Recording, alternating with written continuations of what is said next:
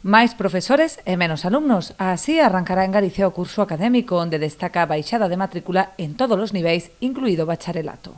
Este curso é onde por primeira vez pois, o descenso de alumnos se dá en bachillerato.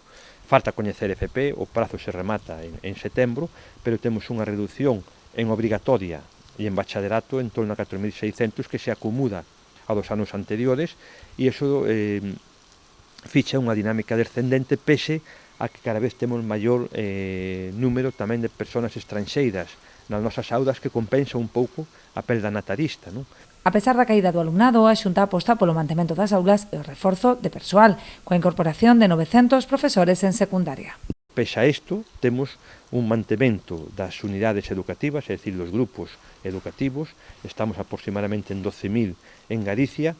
Fomos capaces de salvar nos últimos 3 anos cas medidas que se puxeron en marcha co acordo sindical en torno a 800 unidades, non é un dato nada menor, se non se houbera adoptado ese acordo, digamos, teríamos que ter pechado 800 unidades, fomos capaces de salvarlas con ese acordo, e incrementamos pois, o número de profesores, como acabo de dicir agora mesmo, con 900 profesores máis, en torno a 900, temos que pechar aínda FP para saber o número exacto, 900 profesores máis, fundamentalmente no ámbito de secundaria.